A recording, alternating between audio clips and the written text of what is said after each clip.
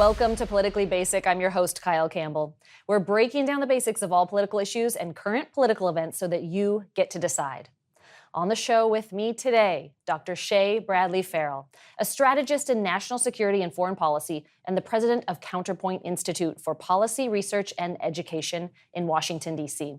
She's the author of Last Warning to the West, Hungary's Triumph Over Communism and the Woke Agenda, published in December of 23.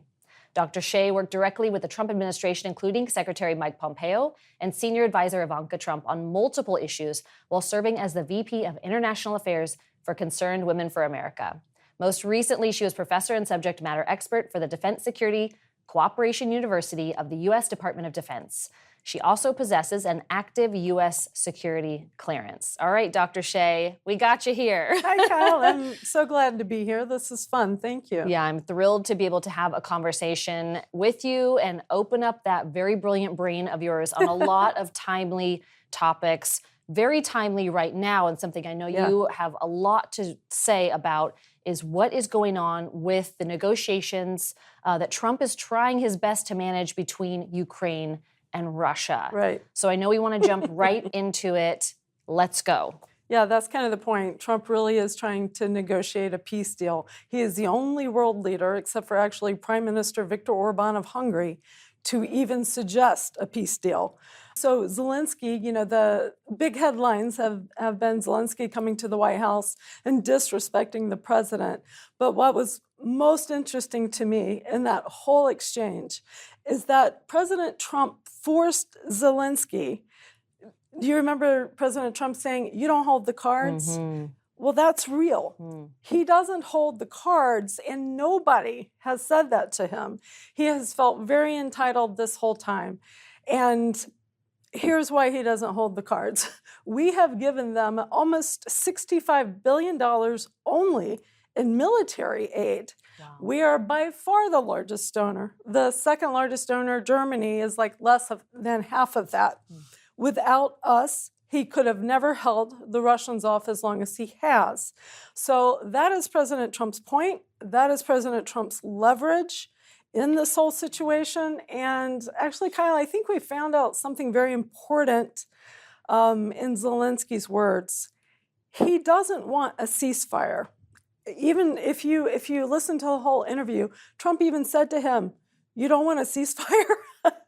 I think that he came still expecting to get money. He was asking for security guarantees in a deal about rare earth minerals that didn't have a part in this deal. But it would have been the first step. If he had just shut his mouth, signed the agreement, it would have benefited their country, put American interests in Ukraine, and that would have been the first step, I believe, towards a better peace deal for him. Let me ask you about this through the lens of the American public's view on Ukraine and Vladimir Zelensky. You have security clearance. You work in this world. If anybody knows what's actually real and true with this potential peace deal, it's you. And so I want your take on this. There seems to be the perception that Ukraine is the victim in this scenario. We feel sorry for, of course, the Ukrainian people who have been invaded by Putin and big bad Russia. Yes. And that we should do everything that we can to fund their fight against Russia. And of course, some in the corporate media, our alphabet media, right after that Zelensky, Trump, and Vance meeting called President Trump and Vice President Vance bullies, that they kicked Zelensky out of the White House. They're bullying him. And we should feel badly for Zelensky. What's the reality of that invasion by Russia and how Zelensky has operated in coming to the White House during a Biden administration, asking the U.S. for help, money, weapons? Right. Give us the real reality of this situation. Yeah, that's a great question. I would love to, because the reality, like I said, is that we are keeping this war going. And it is a war that could never be won. I actually wrote an article about this in 2022 and was talking about it in the media, that we had to negotiate peace for Ukraine because Russia is a military force that is more powerful than Ukraine. Russia at the same time was coming together with China, selling their energy to China that they were not selling to the EU. The EU was having an economic crisis, or Europe, I should say. And let me say this too. I have been in a Ukrainian refugee center in Hungary. I have a real heart for the Ukrainian people. I do believe that they should have a sovereign country. But look at it from the point of view of Russia. I am not excusing him, okay? He is a dictator, Putin, that we're talking about, and I am not excusing him. But his point of view was that NATO was doing military exercises along his border. We have been telling Russia, in one way or the other, the United States, that we would not expand NATO to his borders. We have expanded from like 10 nations to like 30 nations, all the way up to his border. And he has said repeatedly, Ukraine is his red line. Literally, he has said that it is his red line. He told Joe Biden that before he invaded over and over. And Biden said constantly, no, Ukraine is going to go into NATO. The reason I'm saying it like this is, imagine if China was doing military exercises on the Mexican border. What would we do? You know, remember that little thing called the Cuban Missile Crisis, where Russia was putting missiles in our backyard? We didn't like it. We didn't think it was funny. So there is a diplomatic answer to this. There should have been. Trump is right. You know, over 1 million people have been killed. Zelensky, he told him this, right, in the conference. We are walking up to World War III, and I'll end with this because your question was excellent. Here's what Biden did. In the beginning, he said, if we give them tanks, if we give them F-15s, if we give them long-range missiles, we'll start World War III. Biden said this over and over again. We have given them all three of those, as well as the authority to fire into Russian territory with our weapons. Then the Ukrainians went in and took over Russian territory with our and also German and British weapons. So we are provoking a bear. Is this in our interest to do so? I do not think so. And so the last thing the Ukrainians did was they took over Russian territory with our vehicles, German and British vehicles. So we're provoking a bear. This is something that should have been settled with diplomacy a long time ago. Forget the fact, right, that we have given $185 billion. Trump has larger numbers on that. I'm not quite sure where they're from, but I believe him because there's also things such as presidential drawdown authority where Biden was rerouting money that was supposed to go to other programs. He was sending it to Ukraine, and it's not counted in all of that. So this is the perspective I'm trying to give to the American people.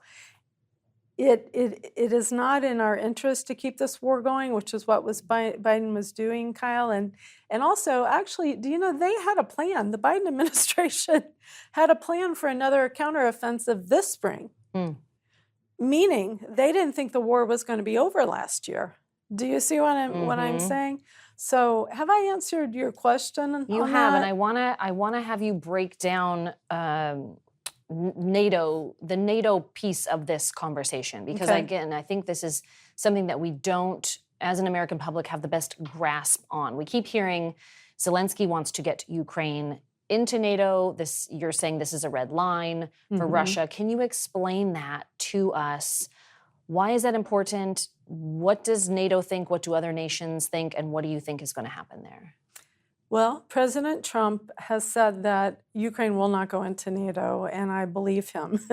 I was going to say earlier, President Trump, what he is doing right now with Ukraine, it is exactly the right steps to take. He really is trying to help them. I wanted to say this too for your viewers. If they want to go to our website, counterpointinstitute.org, go to issues or how we work. There's a bunch of links to articles that I wrote in 2022, 2023 that explain what I'm talking about here, because it is a heart issue, right? We want to help people. We want them to be sovereign and independent, but we've given so much, and there is not an end in sight. But as far as NATO goes, Trump has said Ukraine will not go in there. I do not believe that Ukraine is NATO ready. You are supposed to be a democratic nation. So everybody says this is a fight between, democracy and authoritarianism.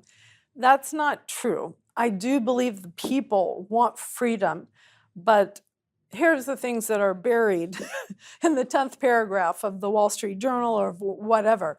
Zelensky has repeatedly fired top leaders in his defense ministry for skimming money out of the ministry, in one instance, for food. That was for his own troops. These are the examples of corruption going on, and everybody knows this now. Zelensky has nationalized the media. They have one TV station that he controls, and all they have now is the internet to get the news from. He closed churches. He put priests in prison. People keep explaining this away, but he took away elections, and it's my supposition that that's because he wouldn't have been elected again. Because going into this war, he actually had very low numbers. This is something a lot of people don't realize. So I don't believe that they are NATO ready.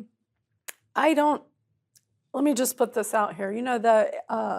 The Azov battalion that is connected to Nazism is now part of the Ukrainian National Guard.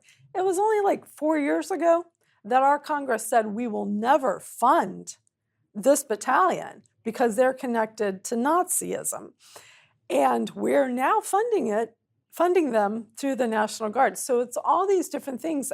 They're not a democratic country because of the way the government is run and the corruption. And these are just some of the other things. If they go into NATO, are they a partner or are we going to continue to support them? It's not just security guarantees they want. They want us to support everything that they're doing, in order to keep the country going. We're rebuilding, military, et cetera, et cetera. So that's so interesting. What do you see as the best path to a ceasefire and to an end to this war? Does that mean that Ukraine will have to give up some land, give up some territory? How do you see this playing out? Hey, this is not a popular thing to say. It causes great gnashing of teeth in the international community. But I think I go back to the press conference yesterday with President Trump. He kept saying it has to be negotiation. He kept referring to the fact that if Zelensky has this attitude, it's all or nothing, you can't make a deal. So yes, I do believe they're going to have to give up some territory. Russia is going to have to pay heavily for the lives lost, the infrastructure that has been damaged. So that's going to be part of it. I do believe that NATO membership being taken off the table will have to be a part of it as well. Last year and the year before, I think I spent a total of 3 or 4 months in Eastern Europe and Hungary, actually. And in different sectors there, you get the real news of what's going on in Ukraine, and you see the total devastation that we don't get on the propaganda news here in the United States that we're trying for a long time. I realize everybody's on the band now, that we have to defund this war, but that not until like 2 months ago. So I've been fighting this now for 3 years while 1 million lives were lost, while we spent $185 billion when we're $37 trillion in debt, and we, people were spending $10,000 to $12,000 more a year here in America. Anyway, the whole thing didn't make sense, and it would not. It's not going to end unless Trump ends it, and he is. And I'm very pleased with what he's doing. I wrote an article actually called "How Trump Ends the War in 24 Hours," kind of laid out a plan, and he will end this because, as he said, we hold the cards. Zelensky does not. Putin does not either. Trump has certain leverage over Putin as well, and he's also, I believe he's a great leader. There have been accusations made, of course, by those who oppose Trump that he and Putin are cutting Zelensky out of the negotiations. They're really, bosom buddies and friends, and they're going to go, screw Ukraine and make some deal. And here we are kind of hearkening back to this Russia, Russia, Russia, and Trump always gets the finger pointed at him. It's been pointed at him over Ukraine before and used in impeachment proceedings. And so here we are back again. What do you see as the realistic relationship between the United States and Russia today with Trump in charge? Actually, I kind of what you just said, I think it's a realistic relationship. I don't think that President Trump has any kind of illusions about Putin. I think that he does have respect for his power and his strategy, but I happen to know he also holds much control and much sway over the direction that Putin may want to take if he tries to go against American interests in some way. So, as soon as his presidency was announced, we saw a lot of nations kind of shaping up in different ways. And that's really where you get peace through strength, right? So that was something that Zelensky kept saying, is that Putin doesn't hold his agreements. Well, if the United States has a leader in charge, such as President Trump, that has, let's say, conditions, right? Conditions on bad actors, so that they know that there's going to be a bad consequence if they get out of line in some way, which President Trump, they know that with. President Biden, we saw Iran, Hamas, Russia all get out of control. So that's the difference. That's the real peace through strength. It's your adversaries and in some part your allies, knowing that there are consequences for bad actors. So I'm very confident about our relationship. And President Trump is exactly right. Vice President Vance is exactly right. You do sit down and talk to your adversaries. That is the only way that you can negotiate. So anyway, that's what he's trying to do. And this rare earth mineral deal, he was trying to give Zelensky the first step in something that would have brought prosperity to his country and helped us, because it's my understanding that half of whatever was sold from rare earth minerals and some other types of energy were going into a fund that we would manage equally with the Ukrainians. This fund would be used to rebuild Ukraine, which means we don't have to give more money to rebuild. I think it's a fantastic idea. And Zelensky, he did not act in the best interest of his people when he was at the White House. Yeah. He's learning the hard way I hope so. It's a different day in the United States. Yeah. Because it seems like, to your excellent point, during the Biden administration, everyone just took advantage. He came with his hand out and walked away with billions and weapons and the such, and now that gravy train has reached its final destination, and it's a little bit of a difficult. It seems like he's having a hard time. And I'm laughing because the foreign minister, I believe, of the UK about 6 months ago actually said to Zelensky in one of his Zelensky's fits, "We are not your Amazon delivery service." And I thought, well, that's perfect. Exactly. It's true. It's true. Well, we will care. stay hopeful. We will stay hopeful. I think this is the best shot with the way that President Trump and his administration. Marco Rubio seems to be doing a fantastic job. He really is. At supporting Trump's goal here, and so we'll pray over that and stay hopeful for peace across, Europe and the Middle East too. Absolutely. Yeah. A lot of these course corrections are happening domestically as well, in the military, with the border, economy, and in federal agencies. I know that you speak often to this too, and so much has happened. It's been a couple of months, and he's gotten so much work done. Everyone's heads are spinning at what's happening, and so it's a little bit uncomfortable, it seems, for people. But cleaning out DEI, getting some of these work from home federal employees to make a decision of either do the job that you're being paid for or go find another one. Go find another one. Yeah. What do you think about the pace with which Trump has started to get all of this work accomplished and some of the things that he's doing?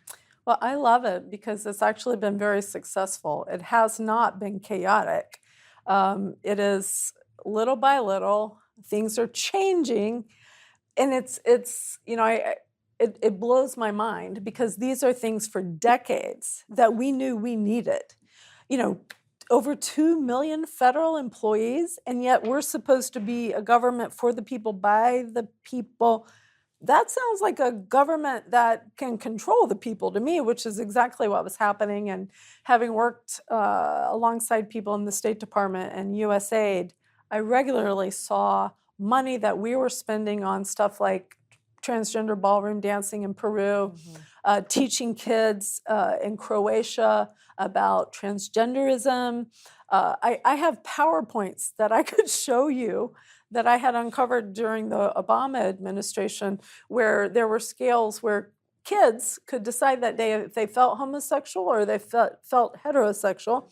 Did you feel like a girl that day, or did you feel like a boy that day? It was all open to USAID was doing this. So I am sorry for people who are doing jobs that are losing their jobs, but there is so much waste and fraud. And not only that, stuff like that, like I'm telling you. So Obama spent millions and billions of dollars on this. During the Trump administration, we were trying to roll a lot of that back and find it out. But here's the thing, countries overseas get a total different perspective of us as we are pushing literally color me purple, I believe, in schools overseas. It is oppressing their religious freedom. So I like the pace. I'm sorry. This is passionate to me, so I could go on and on. It's fascinating. I want to hear from you on it, but it kind of made me pause with that last point, and something I don't think that we're thinking about very often is how this is perceived on the world stage. Yeah. There was that, I want to say that Matt Walsh movie, What is a Woman? Yes, and they went to other, it was, the interesting part was they went to other more rural tribes and cultures that don't have internet access, they don't have media in their lives, so that they don't have these outside influences. And they were asking about things like, homosexuality and transgenderism, and they couldn't even grasp the concept. And it's such a regular part of our cultural discussions. It seems like here, we're always hearing about it or seeing it or having some debate over it is really infiltrated. And so it's important as the leader, global leader really, and how we set the tone for so many other nations and how they operate, and they really do look to the U.S. that we are responsible with our taxes and financial choices. I just thought it was an excellent point, and it was fascinating. And I can tell you that there are many places around the world that have lost respect for us because they think that we are obsessed with social ideology and pushing it on their countries. That is not what USAID is for. Well, it infected our military. And when you're making a decision about how worried you are about another nation's capabilities and making a determination about how strong another country is, making sure you're allied with the strongest, and our military is, putting out ads about transgenders and not looking as formidable maybe as it once did, that makes a difference. Yeah, and I think Secretary Hegseth is doing a great job in getting that out. I mean, it's ridiculous. Yeah. Our military is for combat. Our military is to protect our country and to protect our soldiers overseas. That's what our military is for. That is what our Department of Defense is for. It is not for drag queen shows. It is not, as this transgender lieutenant colonel, I believe, said, it is not. Transgenderism is not a national security priority. That's what he said. Wow. So thank God for Pete Hegseth. Yeah. Thank God for President Trump. It's like all of a sudden things start to make sense again, where the emperor had no clothes for a long time and you're going, excuse me, he's not wearing any clothes and nobody's listening to you, right? So thank God for them. Yeah, no one's listening or you get canceled or Yeah. something. Maybe you get thrown in jail. I don't know. I think we got dangerously close to that. Speaking of national security priorities, it does seem that we are paying attention to the actual ones now, thankfully, and getting the border secured and getting the wall Yes. continued to be built. I just saw a statistic that border crossings are down 95%. The numbers That's are just right. absolutely free falling. Yep. But it poses a lot of questions now about what do we do with tens of millions of people who have come in over the last 4 years unvetted. Yep. Children are missing. Foreign gangs are taking over apartment buildings, and we've had horrific things happen: rapes, murders, attacks, thefts. Some of these people arrested and released right away. Let's talk about what we do now after Trump is getting the border secured finally. You are hitting on all the right questions. This is so important. So Tom Homan is doing a fantastic job shutting down our borders. He's a great guy. Here's the problem with what's going on. It's going to take a long time to deport and find a lot of these people. We have in our country right now hundreds of thousands of what are called special interest aliens. These are people, they're not necessarily terrorists, but some of them are, that we don't know about. These are people that are connected to countries of terrorism or to other people of terrorism. There are hundreds of thousands that have come in across our borders illegally. We have probably over now at this point 200,000 Chinese who came into our country illegally. So what's the problem with this?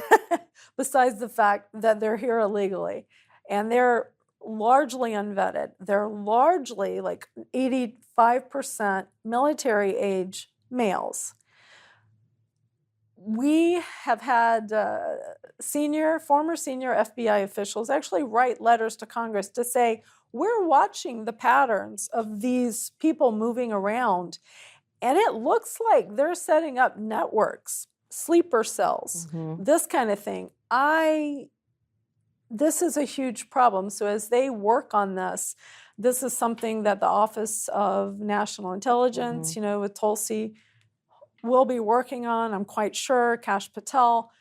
There is great potential, I believe, for terrorism within our borders in the next couple years. And that is something I'm not declaring. I don't believe in doing that, but I'm praying about it. It's a very serious situation.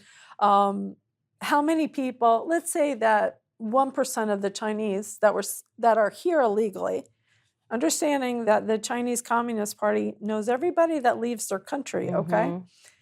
What if 1% of those 200,000 are here to sabotage our water supply, to cut off our energy?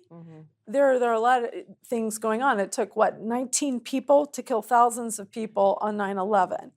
So this is something that I've written extensively about also at counterpointinstitute.org.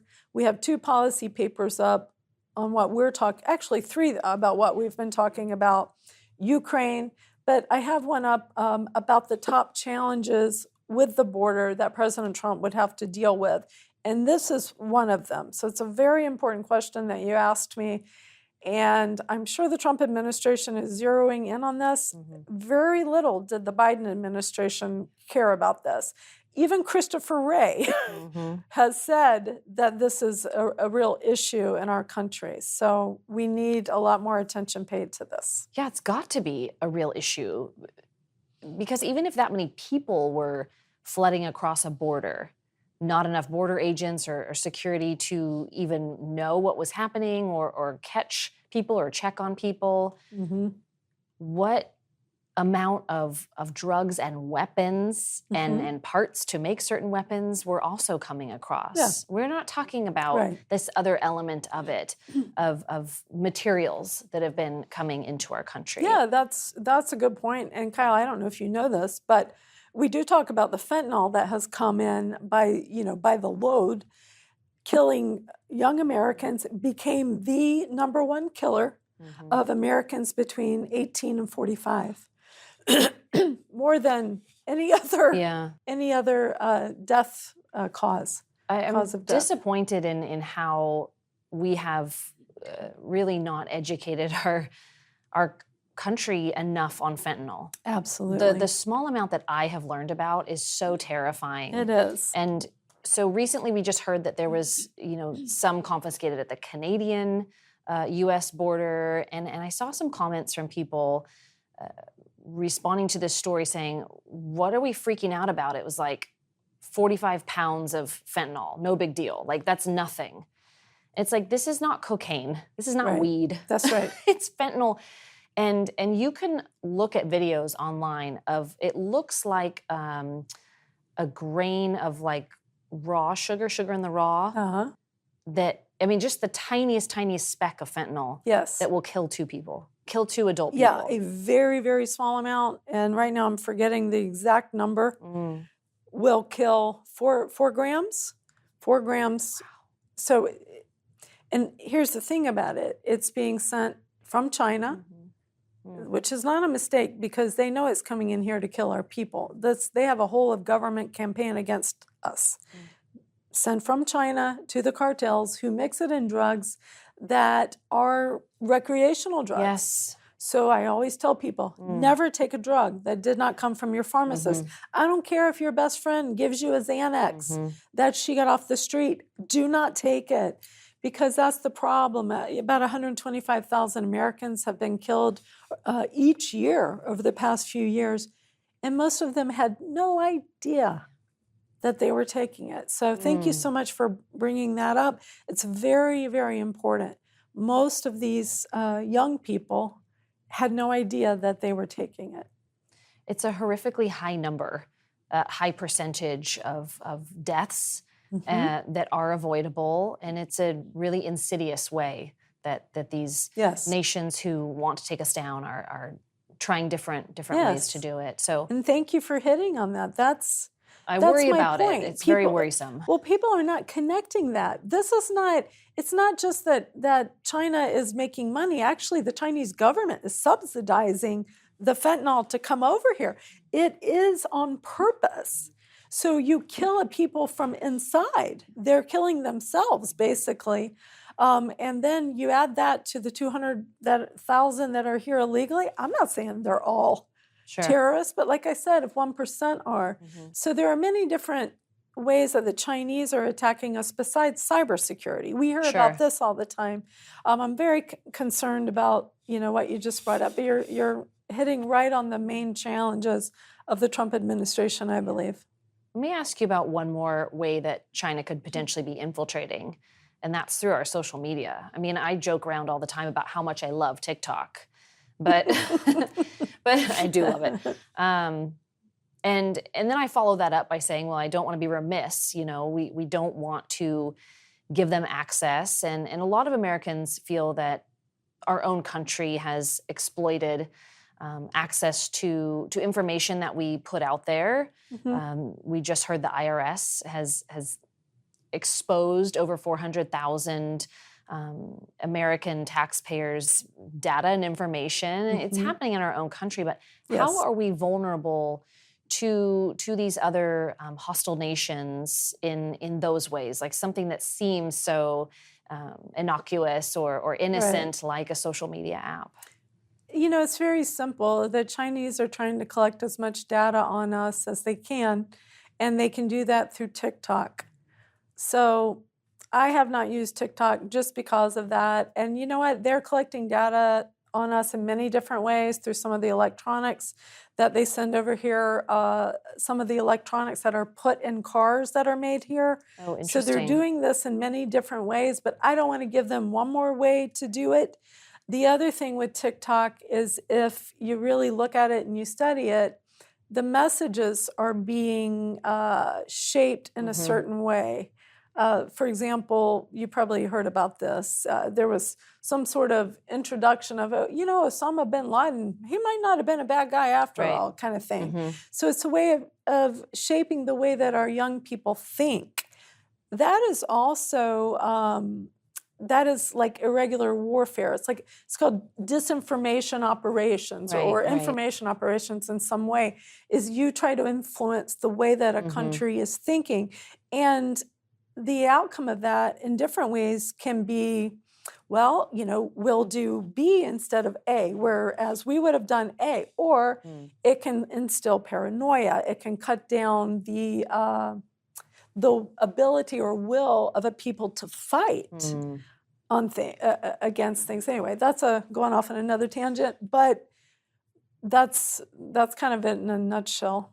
They're collecting data on us all the time, and they're using it to better their country and influence our country, even up to governors. They're state level, federal level. So I just saw a map of the United States and where Chinese farmland has been purchased, which I personally believe should not be allowed to happen. It overlaid over that map all of our military bases. Right. And the land that these Chinese people have purchased is just right snugged up next to all of those military bases. How did that happen? Are we going to get that reversed? I did read something that was going to be investigated and potentially forced to be sold back to a U.S. owner. I don't know exactly. I think that's something Tulsi Gabbard has talked about. So I wouldn't doubt under this administration if this were reversed. And, it really happened because we are not serious about counteracting. What's the right word? Counteracting. That's not quite the right word. Counterattacking, I guess. The Chinese. When Reagan was president, we had an organization, a body of people that came to work every single day to talk about how to defeat the Russians.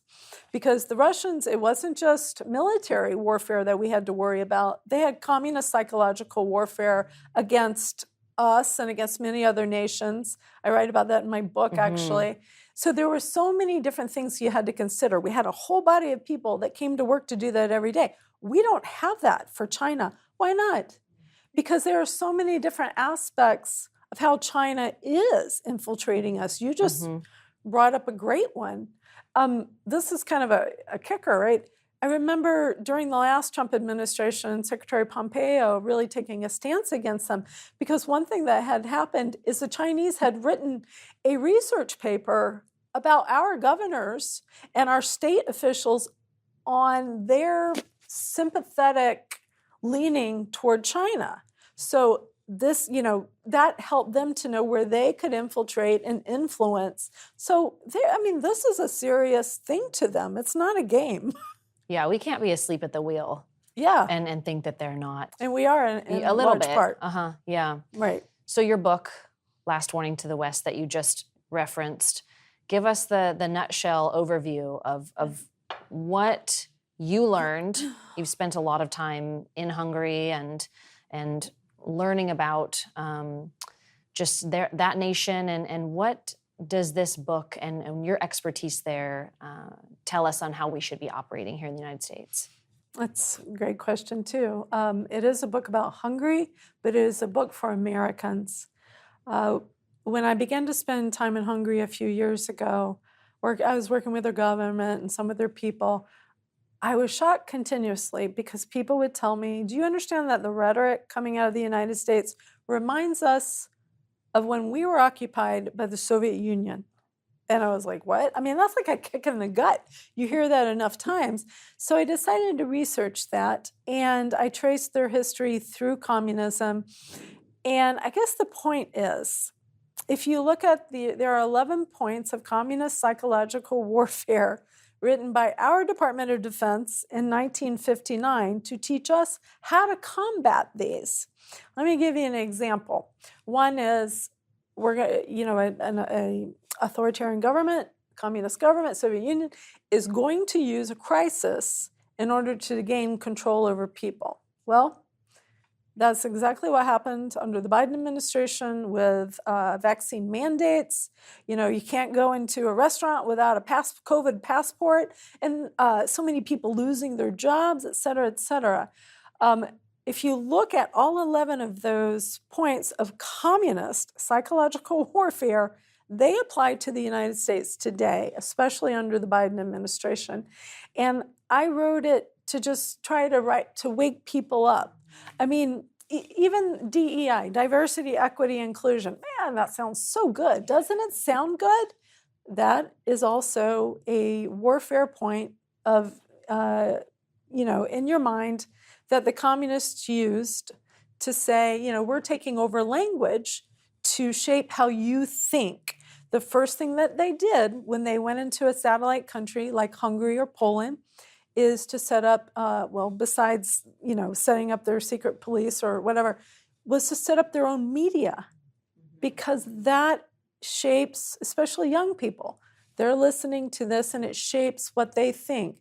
We've had that, right, under the Biden administration, where they're going to Facebook, where all of our leftist media, which basically runs the United States, is putting out the Biden administration and the leftist woke agenda.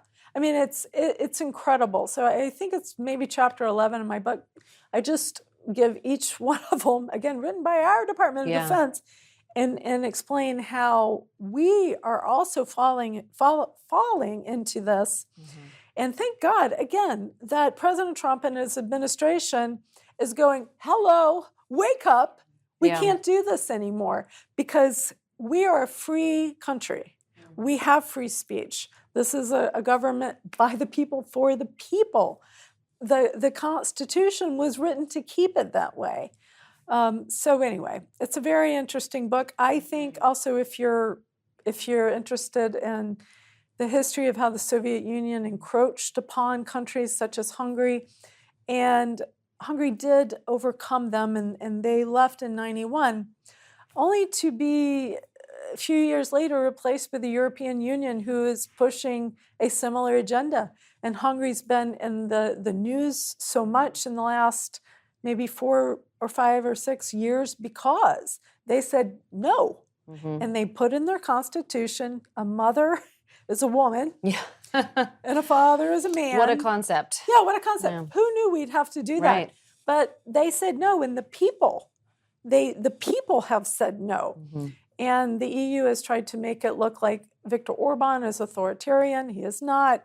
They have a parliament, they have a constitution. It is run that way. I've spent a lot of time there. But that has been the narrative again, to try to malign them. In the same way it's happened to conservatives. I hope that answered your question. Very much so. It's a really critical thing that we've got to be paying attention to, because it seems like, especially in the last year or so, and certainly since October 7th happened in Israel, that our nation is facing this resurgence, this next wave of things that a lot of other nations have gone through, conquered, not allowed socialism and Marxism and anti-Semitism and Nazism and all of this to take over. And again, we have to pay attention to this. So I encourage everyone to get the book, and we will put it on our resources at politicallybasic.com so people can go and get that, because these are the things that we need to be paying attention to. It's on Amazon. Perfect. Also. Yeah. We get to still use Amazon. Zelensky, no. Well, Dr. Shea, you have so much wisdom to give. We've got to wrap up, sadly, because I just want to talk to you all day long about these things. It's so interesting, but leave us with your one to-do that we can be doing. We want to be safe. We want to be strong as a nation. We want to be healthy in all aspects. What do you tell people, for people who aren't in a position of leadership, who's just your regular American citizen? What's the best thing that we can be doing right now to advance those goals? You know what? Get involved in 2 ways. First of all, know what's going on. A lot of people have no idea what's going on in foreign policy, so they're shocked that we're paying billions of dollars to stuff overseas that DOGE is cutting right now. But a lot of things like the wokeism come through these international organizations like the United Nations and infiltrate into our countries. So you need to be aware of what's going on. And then the second thing is, don't be afraid to stand up and say the right thing. You can be involved just that way. And you don't have to be a butt about it. You can just have a normal conversation with someone. A lot of people can't handle that. If that's the case, you move on. But don't let them suppress your free speech. You can be involved in your schools. You can be involved at the state or the local level. Or it's just teaching your kids right from wrong. Well, no, that's what these people think. In our country, they have the right to think that. But this is what we believe, and here's why. This is what the Constitution says. So just be informed. It's a basic level of educating yourself, because if you do not educate yourself on really what this country is, we see things like we see people being wishy-washy on really what free speech is. Can we stand up? I remember actually Supreme Court Justice Ketanji Brown Jackson. I always flip her last name. I do too. She literally said in a hearing one time that, you remember this? Yeah. That the First Amendment hamstrings the government. Yeah. And I'm like, right. Right. That was a little horrifying, actually, to hear from a Supreme Court justice. But you're absolutely right. And that's what I'm saying. So if you don't know how this country runs, then you can be like, well, yeah, it'll hamstring that's a terrible thing. No, it was meant to. So anyway, I think educate yourself and get involved to the point that you can have a voice wherever you are. Excellent advice. And we're coming into that time now where we are freer on certain platforms to not be as suppressed as we have been. So I love that advice. Thank you. And we fought for it, and it is happening. Yeah, so that's great. Amen. Well, Dr. Shea, thank you so much for your time today, just for your wisdom, your insights. Thank you for the work that you are doing at Counterpoint, and you're serving our country with so much heart and intelligence. And we need a million of you. So we're going to get on that cloning. But thank you very much for joining me today. Well, I appreciate it. Thank you. And thank you all for joining us on this episode of Politically Basic. We're committed to breaking down the basics so that you get to decide. Be sure to check us out at politicallybasic.com and follow us at Politically Basic so you don't miss an episode. And we'll see you next time.